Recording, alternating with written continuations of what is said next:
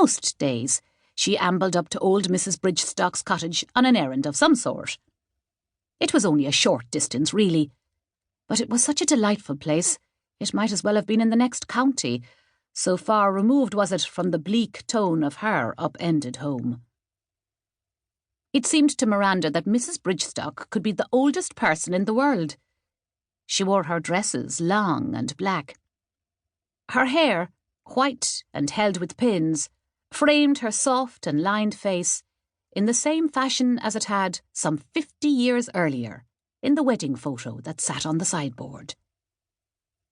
Although Mrs. Bridgestock wore the marks of age in her stooped shoulders and slow walk, the woman in the photograph, staring lovingly at the man next to her, would always be who she truly was.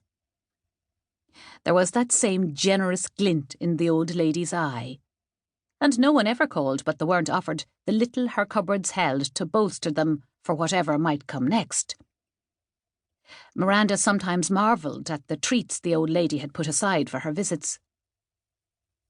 She eagerly made her way forwards now, thinking of what they might share today, and how they might sit and talk about how things were when Mrs. Bridgestock was a girl. As much as Miranda dreamed of living in this cottage one day, she aspired to grow into an old lady like Mrs. Bridgestock, although she'd never admit this to another living soul.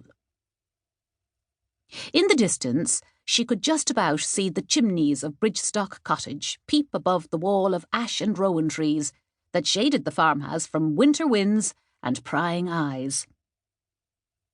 It was a lazy morning on the cusp of summer, and Ballycove welcomed the sun as it did everything else that came its way, balancing a languid acceptance with reluctant eagerness. In truth, it seemed to Miranda Riley that the only thing that this village had greeted with any great excitement had been the return of her father a few weeks earlier. The whole village turned out to welcome back Harry Riley, after 4 years of war and 6 of convalescing. In a place that Miranda knew only as St. Hugh's, some nameless doctor that her mother couldn't thank enough had set him on the journey home. The sun didn't shine that day, but flags blew vigorously on the breezy afternoon wind, and the whole street lined out to greet the returned hero. Funny how things can turn out so differently to how you expect. Miranda wiped a tear from her eye now. She would not cry. Instead, she leaned forward and lifted the latch of the heavy gate that kept cattle away from what had once been a lovingly tended kitchen garden. She and her mother had spent the last 10 years waiting for her father to return. Honestly, Miranda had a feeling they'd both given up any hope.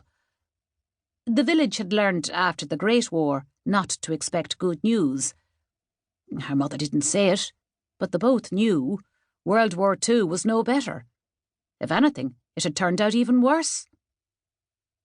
When Miranda's father was away, her mother had considered herself lucky each time a telegram arrived in the village and it was not addressed to her. They spent years of hoping the postman would pass their door. And then it was as if they were washed through with shocked relief, gushing and exhilarating all at once, when they learned he was convalescing.